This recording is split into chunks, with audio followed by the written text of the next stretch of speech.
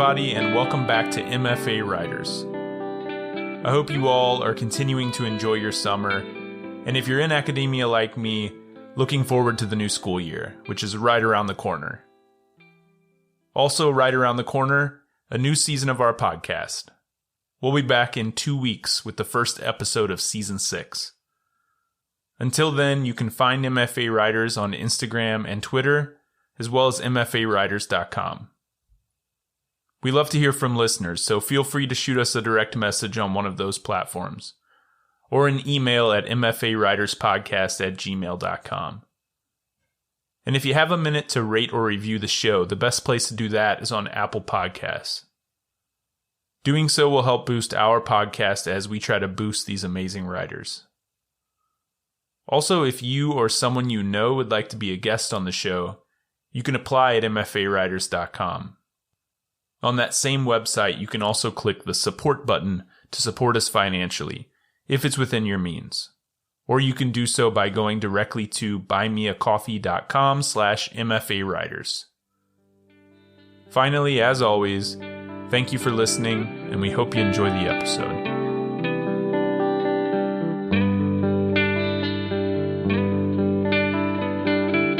Welcome to MFA Writers, the podcast where we talk to creative writing MFA students about their program, their process, and a piece they're working on. I'm your host, Jared McCormick. Today I'm with Sam Herschel Wein. Sam is a lollygagging plum of a poet who specializes in perpetual frolicking.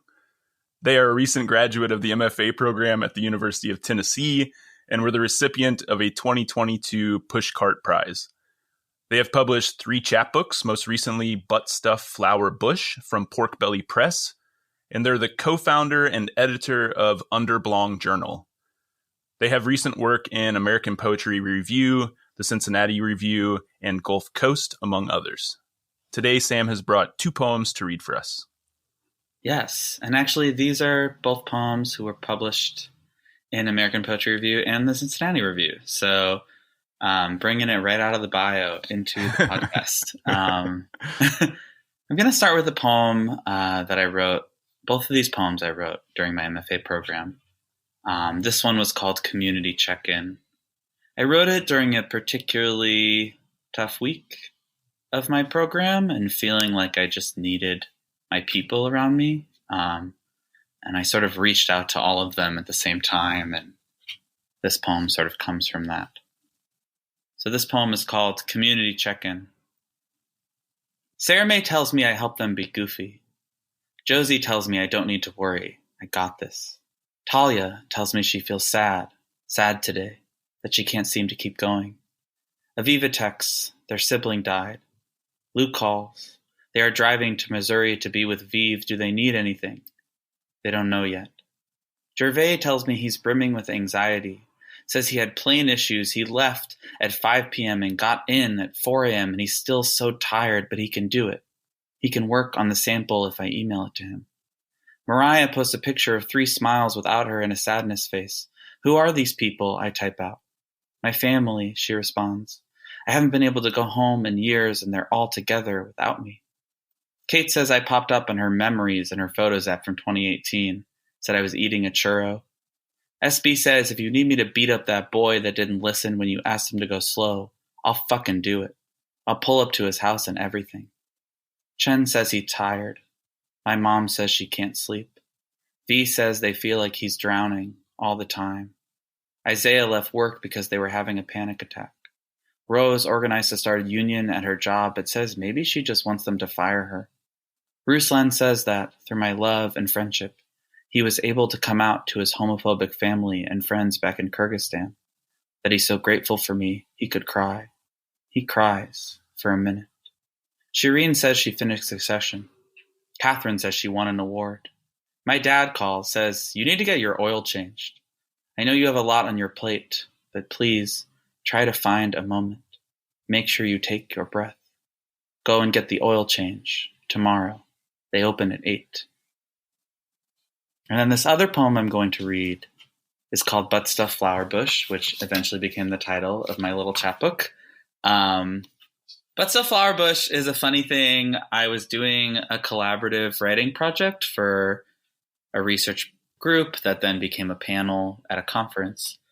And we went to botanical gardens and were told to like look for something inspiring and write about it.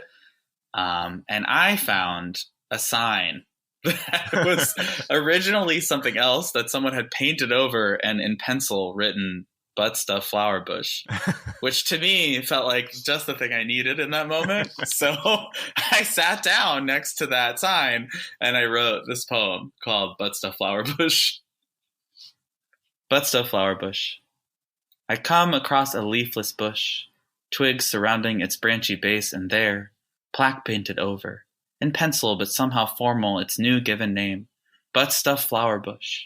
And I think of the long history of butt stuff and bushes, of husbands and sons who experienced salacious snippets of freedom in the arms and bushes of other men, in butterfly gardens, in botanical forests, by rivers and on mountains and camping tents, fingers and tongues and dicks touching butts most glorious, gateway to a man's heart.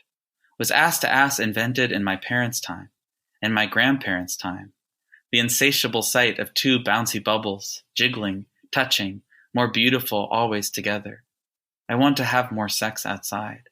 I want to hear birds and cicadas and owls hoot while a man with a thick mustache spreads my peach with hairy knuckles, goes in to find his dinner. But we don't live in a very liberated society like that. You have to find yourself somewhere quite isolated, or somewhere openly gay, populated, which right now I have neither of. All I have is butt stuff flower bush, my first invitation of late saying, come here, little bottom. Come arch under my sprouted arms, come sniff my buried ends. Remember, I'm still blooming. Yes, Sam, that was so good. Thank you so much. I'm so happy you're here and so excited to talk to you. Oh, thank you for having me. It's so nice to be here.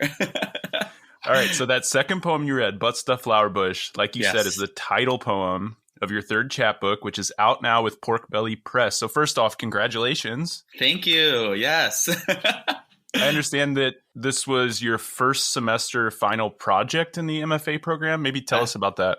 Is correct. Yeah, my first semester workshop class, my assignment was to put together a chapbook. Okay. Based on sort of like the materials we'd been writing that semester. And I had been sitting with the title of that poem, Butt Stuff Flower Bush, for a while, and it felt like it was really encapsulating sort of the direction I was already moving towards for the collection I was putting together, the larger one. So I sort of like threw it together. I made my own cover for it originally. I didn't think too hard about it. I like kind of had the poems. I had the journey. I mean, I definitely thought hard about it because it was my final project, but I feel like it came together very cohesively and very naturally. Because I think I sort of showed up to my MFA program knowing what direction I wanted to go in.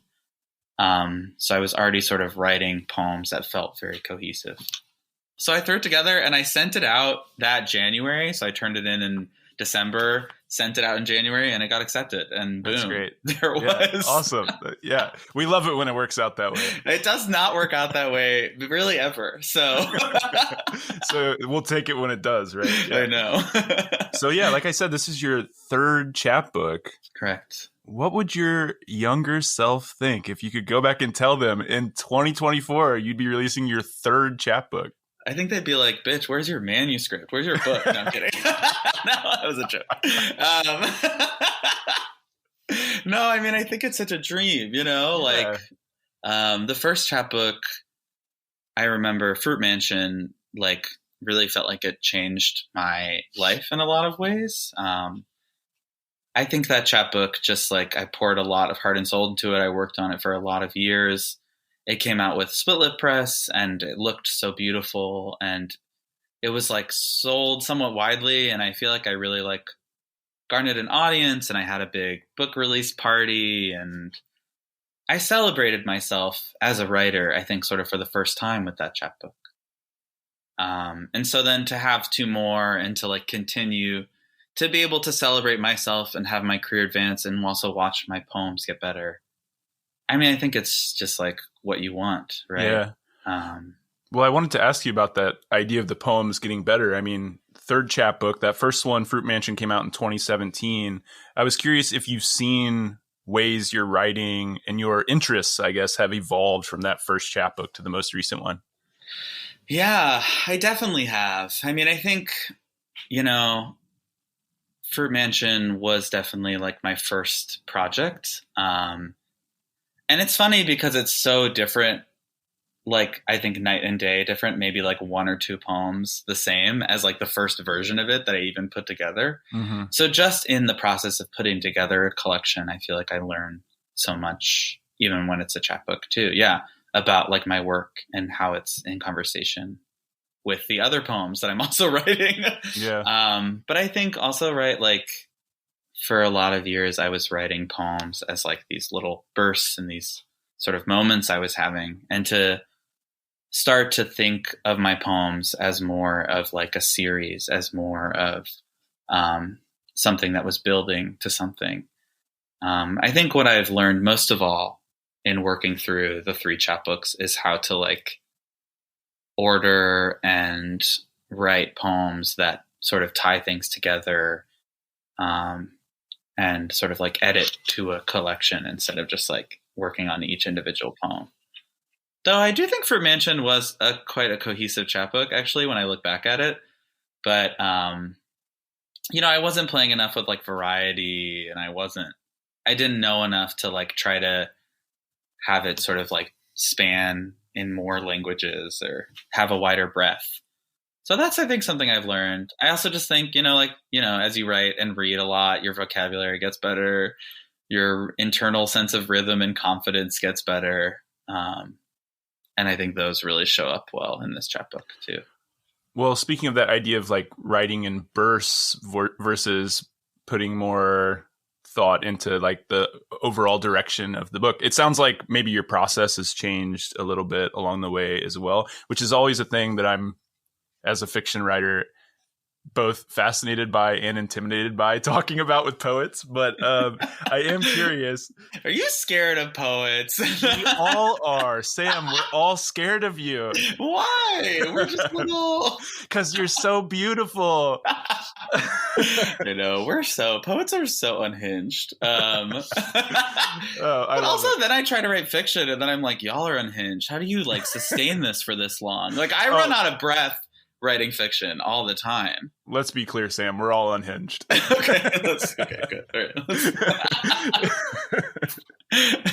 right. Okay, so one thing I really like talking about is how poets find their way into a poem, how they start a poem. So maybe you could talk about that a little bit. I know for some people it's an image, some people it's a sound. What is it for you most often that helps you start a poem? I think that answer has really changed for me over the years. I mean, I think when I started to write poetry, I would I like joke about this a lot, but I would like, I would have something like really traumatic happen to me or really emotional. And then I'd be like, can't process that. Gonna process that slowly over time. And then like a year later, something else really intense or emotional would happen to me. And then I'd be like, okay, now I'm ready to write about that thing from a year ago.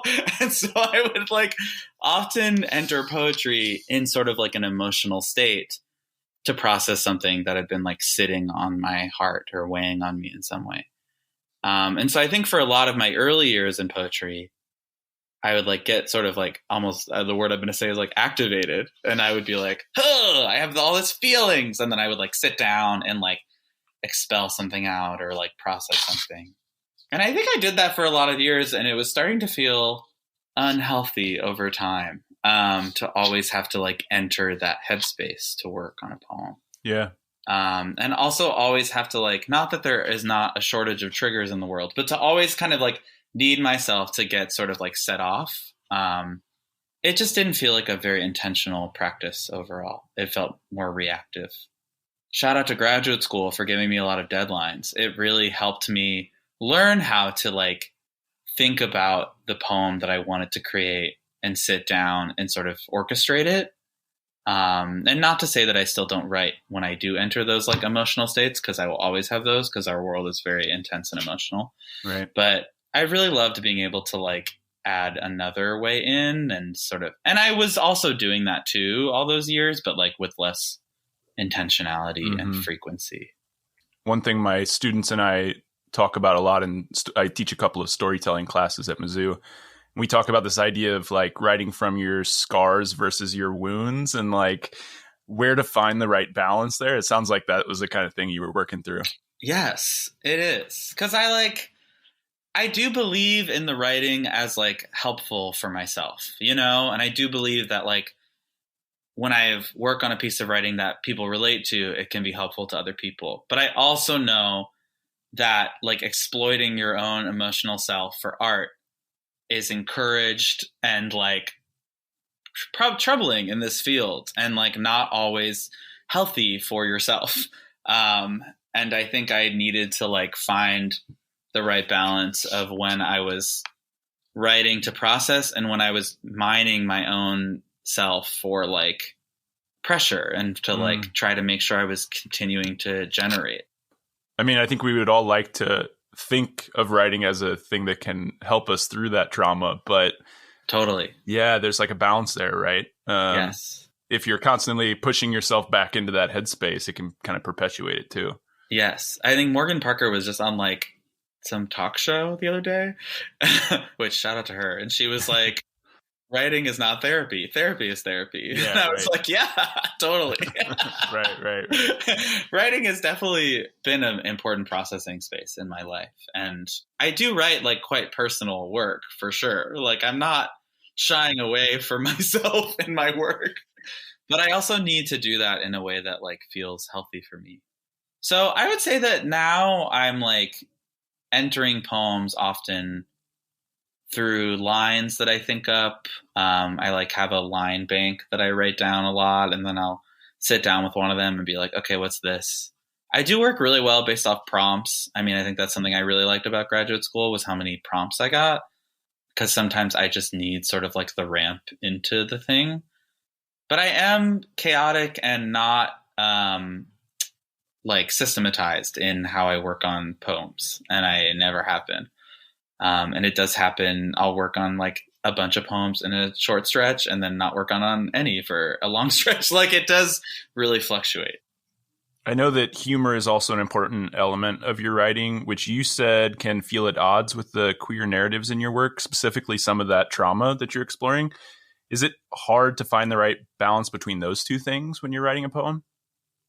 I think humor is something I do and have always done naturally. So I think sometimes I have to like make sure that I'm not overdoing it rather than underdoing it. Yeah.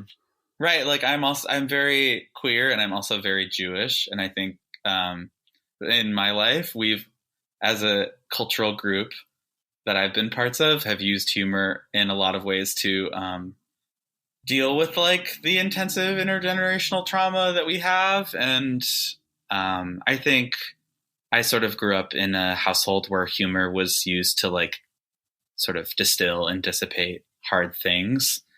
Do I think that I like have over relied on that in a lot of ways? Yes. 'Cause humor can also be a way to let up when things shouldn't be let up. It can be a way to like ease something too much for an audience when they deserve to have it in a more of a real way. So I think for me, the balance has been to like, allow the humor to let up because I do want things to be enjoyable for an audience. And I do like care about taking care of my audience.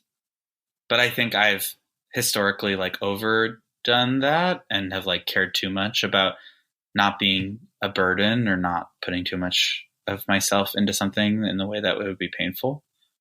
And so I've really had to like make sure that I'm not relying on the humor as a crutch.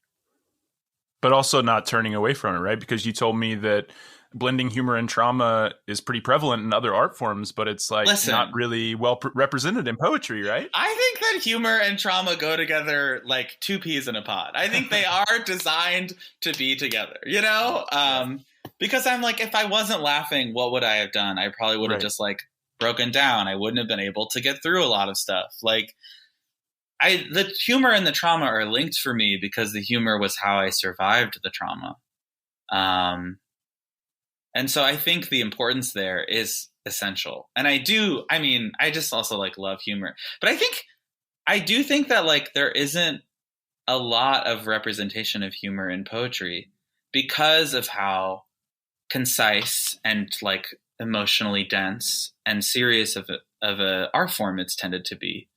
I do feel like sometimes I get worried that like I come off as like frivolous or like I'm like doing a bit, you know? Right. Yeah. But I believe in like the power of what humor can do in that small of a space and how it can disrupt, and how that disruption sort of also leads to like more connection with the work. Well, I also want to talk about how you got into poetry in the first place, because you told me you discovered your love of poetry as an adult working and gallivanting around Chicago. So tell me about that time in your life and what piqued your interest in poetry. Yeah, I mean, that's like sort of facetious because I did start in slam poetry in college a little bit. I dated a slam poet in college and it didn't work out well, but I was kind of like, ooh, this art form. And so I like kept showing up for a while and like did compete a few times, and I never really like did amazing and I never really did bad. I just was sort of around the scene. And then I moved to Chicago and I like went to a few slam venues and didn't really vibe. But then I went to my first ever writing workshop where I met a lot of writers. It was a week-long residency for Jewish American writers where I met like, a slew of people who sort of were like, oh, you are a poet. And like, I wasn't there for poetry. I was actually there for creative nonfiction. But they all clocked me immediately and they were like, you're a poet. We're going to teach you the ropes. We're going to show you some stuff. And I got like inducted, into this poetry world. And I moved to Chicago, which I was planning to do. And people were like, the Poetry Foundation is there. And I was like, what's that? And like, started going to events. And I think I fell into an artsy crowd. I was friends with a lot of dancers, a lot of performance artists, a lot of visual artists, and a lot of writers. And so I spent my 20s kind of like going to everything. I sometimes pretend those were like my not sleeping years where I would like work all day and then go to an event at night and then go home, It's like rinse and repeat. But I was taking in so much art, and then I was creating a lot of responses, which was often in poetry. So what effect do you think it had on your writing and your development as a poet to kind of learn poetry and learn the ropes from that community instead of from an institution, from academia, from studying poetry as an undergrad in college? Yeah. Well, I do feel like in grad school, there were so many words that people threw out that I didn't know. Mm-hmm. I feel like I was the kid in the class constantly being like, what's that? Like there were so many like almost like basics that I had missed. But I also feel like I had such a strong point of view and such a strong sense of self and such a strong understanding of work that I wanted to create, because I had sort of like learned about writing and learned about all my skills in like queer nightlife and like queer communal spaces. And I did go to a lot of like writing events and things. And I, was writing and publishing, which put me in conversation with a lot of people. I was on Twitter for the heydays of Twitter, writing connections, Yeah. I got to meet a lot of people being in like a big metropolitan city too. Like writers come through Chicago a lot. And so I got to like meet a lot of people, and I'm a little question asker. So I got to like ask people a lot about their process, what they're reading, what they're talking about, what they're working on. And I just feel lucky that I like sort of got to connect with so many people and get inspired so often. And also like have a wide breadth of what contemporary poets and writers were doing, and also dancers and also other artists, and like, which caused me to like think a lot about what I wanted to do and what I wanted to make. So I don't know. It's like I developed emotionally and personally for, Yeah. alongside my art practice. Yeah. Well, I mean, like there's no one way to get to an MFA. Obviously, you don't even have to go to an MFA, but like people go through undergrad and then straight into MFAs. People take time off. I hear from a lot of people who have been through it who say either I wish I would have taken some time off in between and kind of developed my own interests, or they give that advice to other people. So Yeah. I did have a creative nonfiction professor in undergrad who was like, wait as long as you can to go back to school. He was like, don't go back for an MFA until you have like nothing left to say. You've written everything you have to write. Yeah, that's so funny. Which, like, I don't know. He gave me a lot of like weird up and down advice, but for some reason that one stuck with me.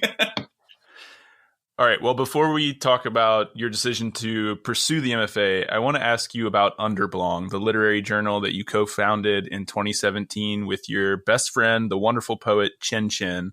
It's quickly become one of the most respected poetry journals out there, in my opinion. How did the idea for Underblong come about, and what did you two hope to achieve with this journal?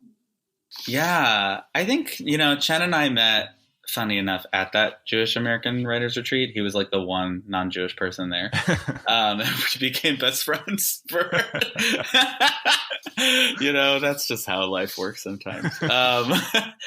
But I think we both were so interested in collaboration. I think we both had childhoods and like had spent time in our lives so far feeling like we were doing a lot of stuff by ourselves.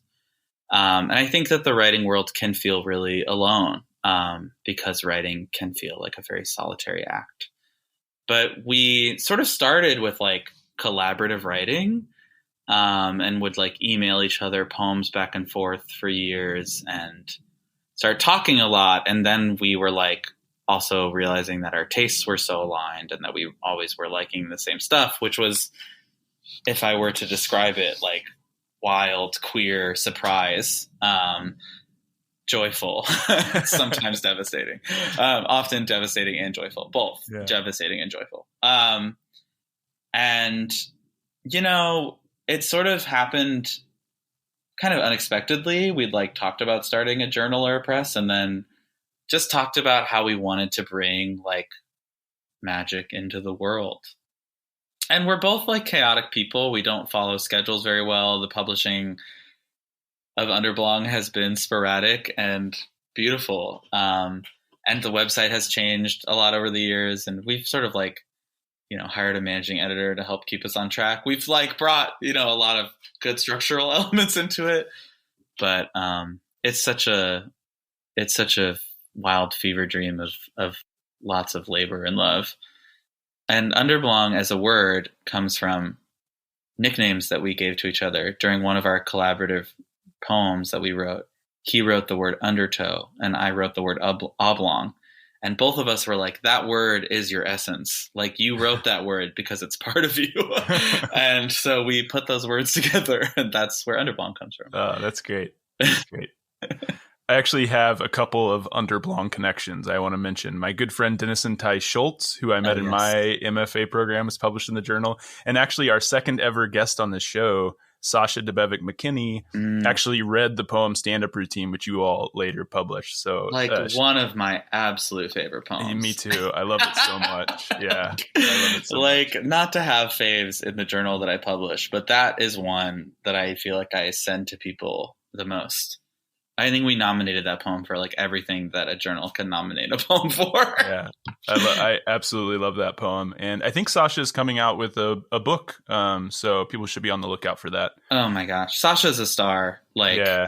One of my favorite poets of all time, easily. Yeah, she's wonderful. Okay, but Denison's poetry and Sasha's poetry are both wonderful, but very different. So I'm curious to hear what you all look for in a poem when you're deciding what to publish. Yeah. I think that Chen and I are always on the lookout for something that either brings us a sense of wonder or a sense of surprise.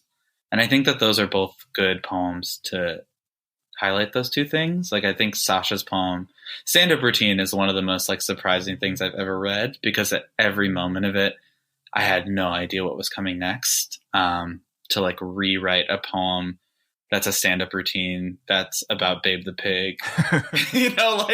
Like I think every element of it shocked me to my core, which is something that I love. And I know Chen and I are both like very obsessed with a good turn. And I feel like the turn in that poem is so surprising. Whereas Denison's poem feels like it's so in the world of wonder. It's like ethereal. It's like soothing to the body. It feels like beautiful and quiet and strong. And I think that is like the range that we do look for, is something that like feels like it holds us and holds the people that we want to highlight, you know, or something that I feel like takes us on a ride we never saw coming. And like, we don't know how we ended up where we ended up. That's great.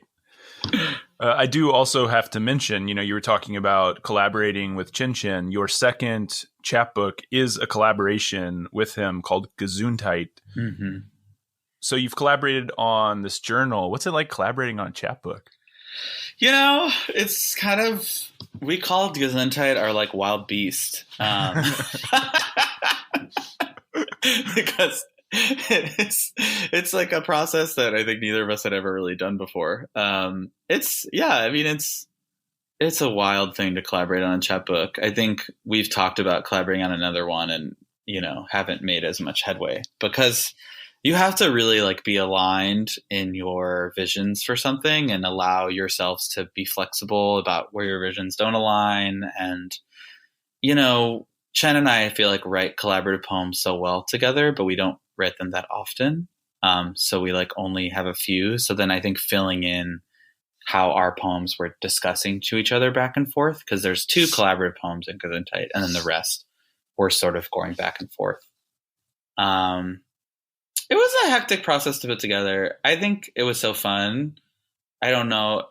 We've talked about doing it again. I don't know if either of us will be ready to do it again for a while. I think but it's special to collaborate with someone whose artistic vision you like love and see yourself in and look up to. Especially like you mentioned earlier with writing, a thing that often feels very solitary, right? Yeah. And I've collaborated like with writers a decent amount. I've like taught writing collaboration workshops before, and I just like really believe in the way that writing with others can lead to like a surprise that sends you in a direction you don't go. I mean, I think that's why a lot of people turn to form. I think that's why a lot of people like prompts. Like, we need things to get us out of our comfort zone in our writing. And I just like to do things with other people because I'm a wild extrovert and just vibe that way. So I think it's a good mixture of all the things that are important to me. I also think it's a big reason why people decide to do MFA programs, to get around other writers, to have those conversations, to build that community. Yes. I mean, as listeners can tell at this point, you had a lot of experience and a lot of success as a poet before attending the MFA program at the University of Tennessee in Knoxville, which is a 2-year fully funded program with tracks, I believe, in fiction, nonfiction, and poetry. The website is a bit difficult to navigate, so please correct me if any of those things are wrong. The nonfiction track is like not really real. I think they're trying to set it up. Okay. And they do accept applications for it, but they just put you in either poetry or fiction if they like your writing. Okay, well, that's a good thing to know. That at least at this point, it's pretty much just poetry or fiction. Okay. Yes. So, with all of that success that you already had as a poet, what made you want to pursue an MFA? My friend in the MFA and I talked about this a lot, how we sort of feel like we went to an MFA because of COVID. Oh, yeah. Like... You started in 2021, right? I did, yes. Yeah. And I applied in 2020. Right. So I think I had been working a lot of nonprofit jobs that were challenging me emotionally, mostly like social service jobs, which took a lot out of me. And I was hopping around them a lot while trying to like have this writing career on the side. And then the pandemic hit and I was sort of like in my house without access to like the city that I lived in a lot of the same ways. And also like having to spend all of my time doing this work from home job that I didn't really love in the same way that I loved my work. Right. And I think it was a little bit, because I talked about going back for years. I like had applied to one program in Chicago 2 years before and gotten in and decided not to do it. And I had been going really back and forth about like, am I committing my life to writing, or am I going to continue to have writing be a thing that I love and do while building some other life and career? And there is something about like a global tragedy, public health crisis happening that makes you sit down and be like, what do I actually love and care about?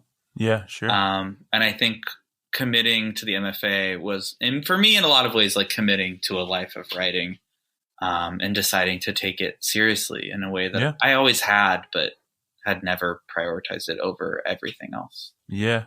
No, that kind of makes sense to me as well. I mean, similar to what my thought process was going into it. For me, my background wasn't in creative writing. And so I partially just felt like I had a lot of catching up to do. Like I wanted like an intensive situation where I could just move forward really quickly and get started this life that I imagined for myself. Yes.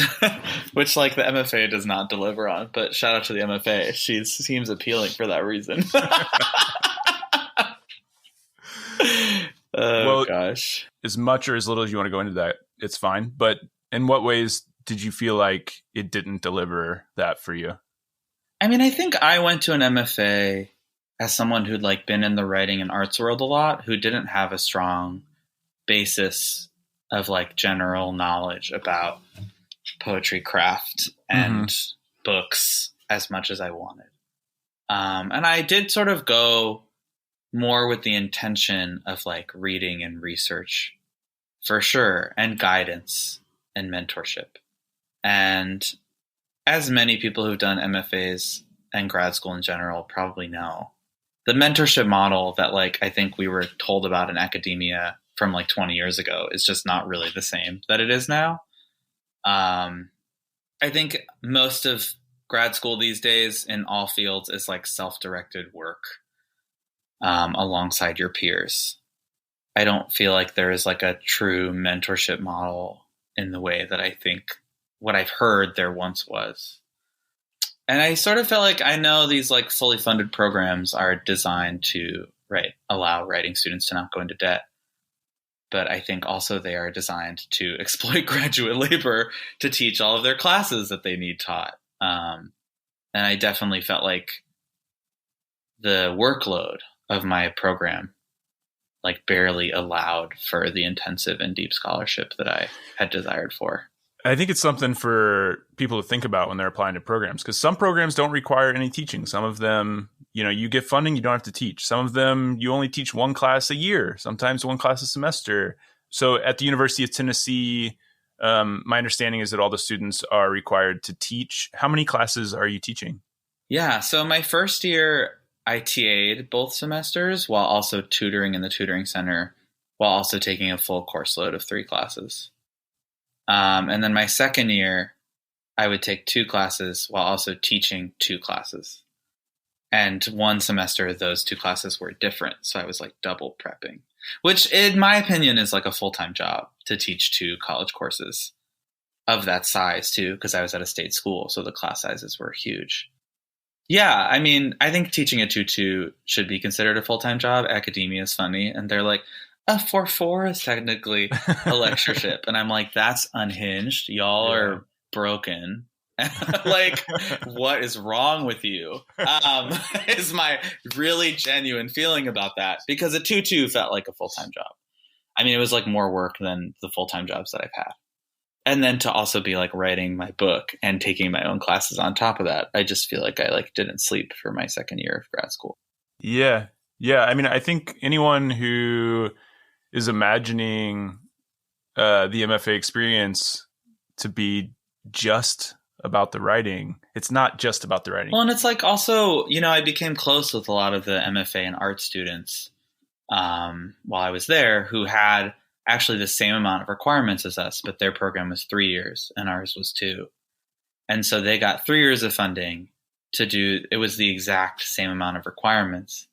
And their third year was just like a thesis year. And their classes were also a lot spread out. Their teaching was a lot more spread out. Whereas we were in this like 2-year cyclone doing the exact same amount of work. I mean, this is like something I've been thinking a lot about, which is like not something I need to talk about super a lot on this podcast, but I'm like, MFAs in creative writing are the only like MFA that's out of an art department that's in an English department. And what is the difference between an MFA in an English department and an MFA in an art department? From what I saw, quite a big difference. One was focused on like creation and artistic merit and value. And one was focused on like literature scholarship and keeping up with the demands of making an English department feel relevant.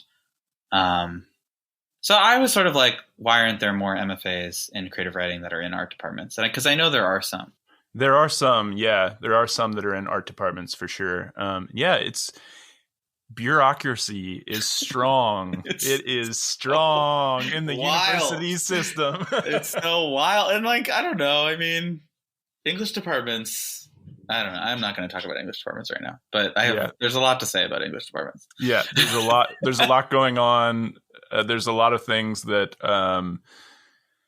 that the departments have to take into account and think about and sometimes prioritize over the work, the art, yes. Right? And that can be disheartening. And that's something that I think that we all need to understand and think about and take into account and consider whether that is something that is going to be okay with us or whether that should dissuade us from pursuing the MFA.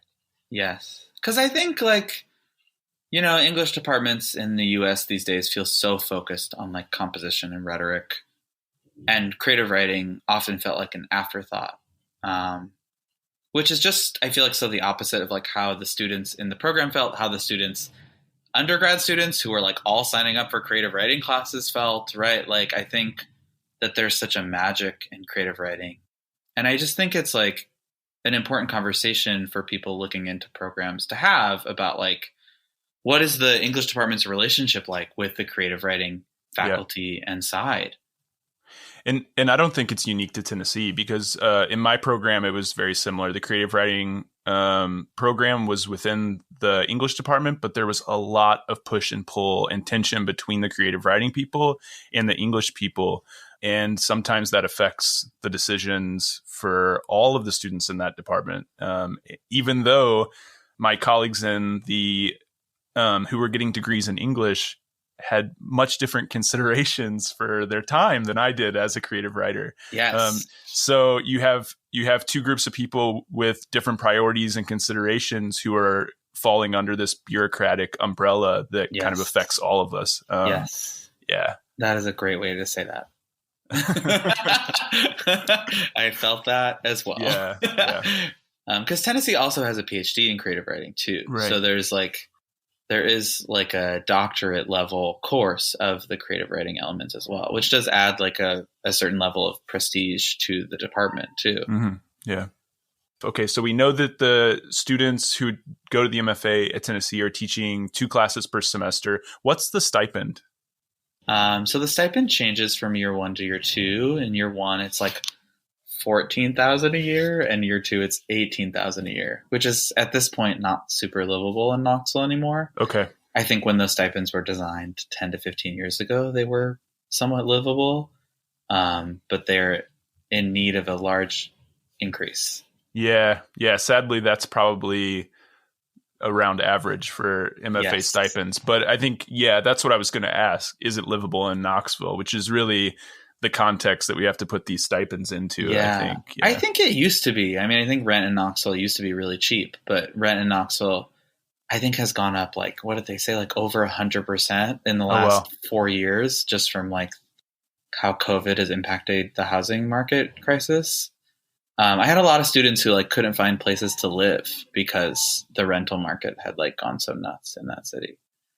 So I think the grad students all used to live in this neighborhood that was like close to the university, but like with a little bit of distance, and would all commute together. And it was like a whole thing. And now the grad students are having to live like further and further and further away from the university. So I think that's just a shift just of the last few years that the university has to figure out how to manage. Right. Okay. And what types of classes were you teaching, and how was your teaching experience? I love teaching, so I had a good time. I mostly taught freshman composition, and I got to teach one intro to creative writing class. I think teaching the intro to creative class was amazing. I think it was hard to teach it at the same time as composition, because every time I taught that semester, I was like prepping for both creative writing and composition at the same time.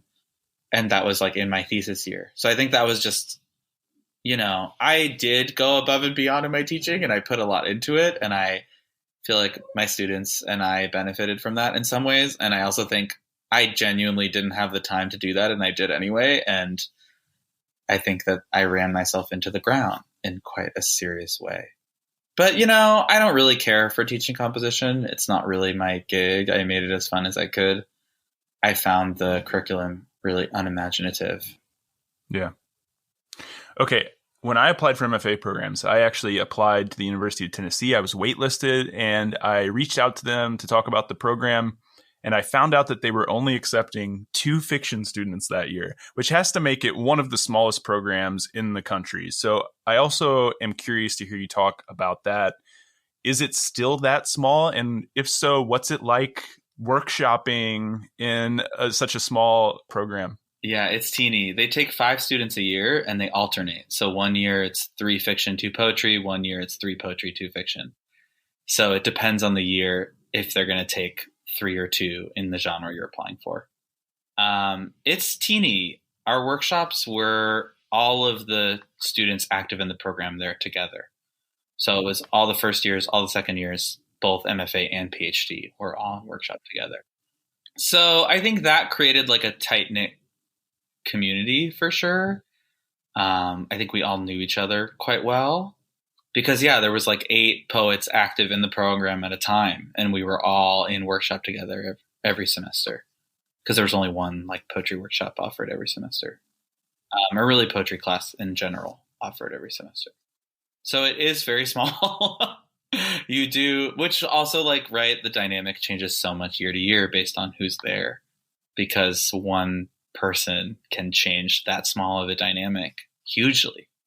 So it's one of those things where it's like the luck of your cohort can really dramatically change your experience in a program like that. Yeah. Because of how small it is. That makes sense. Well, you told me before the interview that one thing you really loved about the MFA program is that you got to learn a lot from your classmates. Maybe you can tell us about that a little bit. Yeah. I mean, I think I would say of all the poets who were there, our styles were almost entirely all quite different. And I think that there were some poets there who were writing in like styles and traditions that I really didn't have a lot of familiarity with.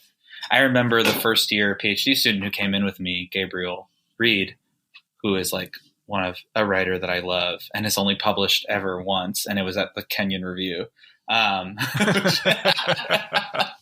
which is like such a flex. But he, in our first meeting on Zoom, was like, what books should I read to like kind of familiarize yourself with the lineages you were all in?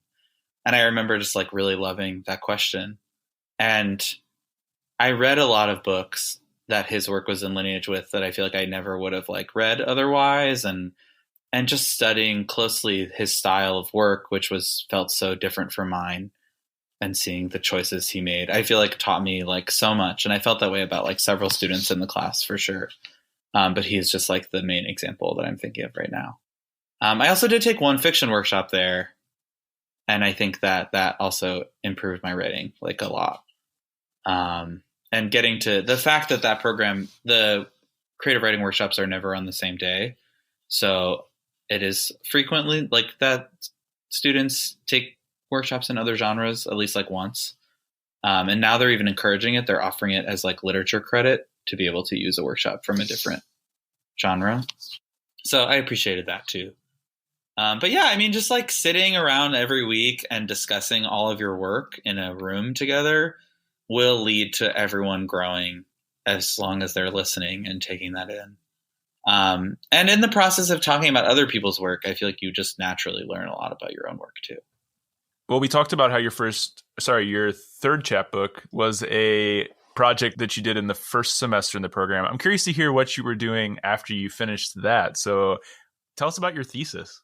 Yeah, my thesis is sick. It is a fully realized and finished book. I worked really, really, really, really, really hard on it. Sacrificed a lot of my mental health and sleep and healthy living habits to turn that into a book that I would be really proud of coming out of that program. And of course, in the like 6 months after the program is sort of when it like fully generated itself into a place that now I feel like it's really ready for publication. But it does feel fully realized and ready for publication it is the strongest project I've ever put together. It is cohesive, and it feels like fully thought out, fully realized. I love it. I don't know. What do I say? I think I went off. I think I nailed it. I love that book. I think it's really special. I'm sending it out now. You know, the poetry book publication world is, I'm going to safely say on this podcast, a nightmare. It is all contest based. You pay money to enter these contests with like hundreds and hundreds and hundreds of books, and they pick 1 or 2 a year, and you just kind of keep playing that game. So that sucks. And I'm playing that game hoping that someone out of the kindness of their heart plucks my little guy out of the pile and it's like this one. And I'll keep doing that until that happens. Well, keep doing it because I want to read it. Yeah. I can't wait to read it when it gets out. This has been so much fun. I absolutely love talking to you. All right. So before we go, the last question that I usually ask guests is, what is one way in which the MFA experience has been different, for better or for worse, from your expectations when applying? And I want to prompt you a bit on this because you told me before the interview, and we've talked about it a little bit since, this idea that you believe academia and the arts should be separated, and it feels wrong to put poetry in an institution. So can you tell us about that and what avenues you suggest for people looking for a place to improve their craft outside of an institution? Yeah, that's such a hard question, the second part of that. But I'll get to that first. I think that poetry and the arts in general are like sacred emotional responses to like a society and to people and to the world. And I think that in our like American imperialist capitalist system we have now, we are being attempted to like be turned into like worker bee drones, to not stop and think, to not process the world around us. And I think poetry and art hold such a sacred space of communicating between people about our human and lived experiences in a way that like not many other things are able to do.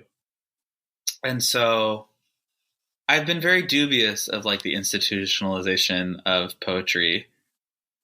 I mean, there's all those like rumors about, you know, the MFA being started by the CIA, because there's like this fear of what happens when we stop working so hard, when we slow down to process our feelings, our lives. What will we realize about the systems that we're in? What will we realize about our education system and how it has prepared us for this world? What we realize about this world and what it demands of us for basic needs like housing, like healthcare, like food, how much we've set up on this sort of capitalist system so that we're all so busy and so maxed out we can't process things, and so that people at the top have all the money and are super rich.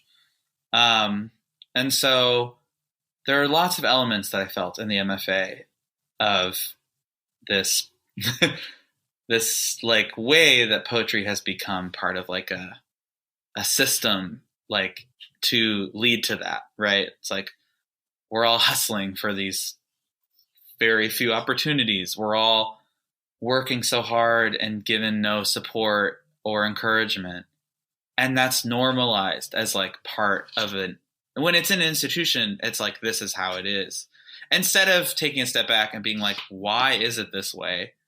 Who set this up? Oh, wait, not artists. You know, like, why would artists induce this level of competition in something that is also so subjective and so like emotionally based in a way that you can't really quantify it, right? I mean, people have tried to quantify poetry over many, many millennia to various success. And I think that there are tools, and there's like, I loved the idea of sort of like a general basis of like basics of knowledge, right? Of like learning a craft to be able to succeed at the craft. But if you're learning the craft to succeed at the craft in capitalism, then are you really learning the craft to learn, or are you trying to have a success at something. So that is something that I think the MFA illuminated to me very clearly.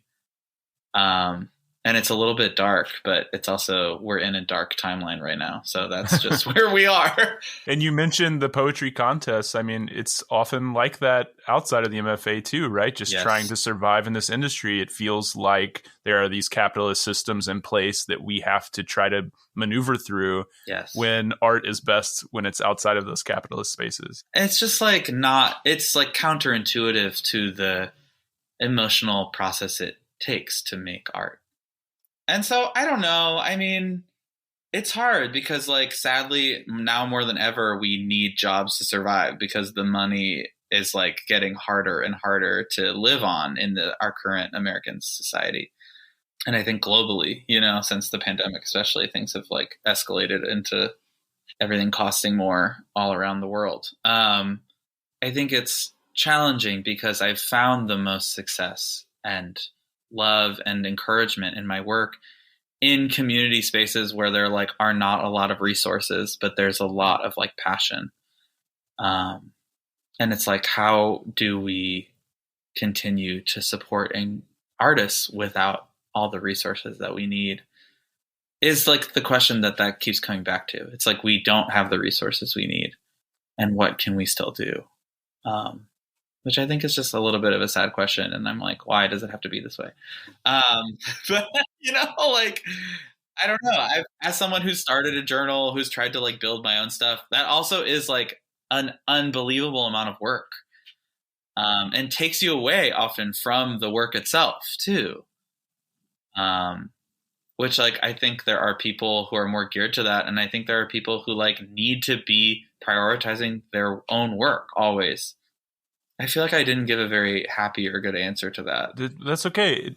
Like you said, that it is a tough question to ask, but we have to ask the questions and we have to think about them, and we have to, go through the process of pondering what other communities might be more beneficial to our writing, or how we might change the systems in place to make them even better. Those are things that we have to be discussing and thinking about, even if it's tough. And I think for me, I don't know, I just feel I'm an artist person, and I connect well with a lot of different kinds of artists, and I really do well in multidisciplinary spaces. And I think making a lot of bridges between myself and different art forms, and making a lot of bridges between myself and other poets has been the thing that has fulfilled me and kept me going and made me continue to learn and grow so much, which is just so evident in both myself and in my work. And so I just really believe in poets continuing to connect with the art world and continuing to all bolster each other up, and waiting for that revolution uprising where we should be we don't need to work this hard, we should be able to have leisure. So that's what I think will be wonderful when it happens. Well, in the meantime, it's been wonderful connecting with you. It's been so fun talking to you. I love your work. I love what you're doing. I love the artist you are. Thanks so much for taking some time to stop by and talk with me. Oh, thank you, really, for having me on here. I appreciate it so much.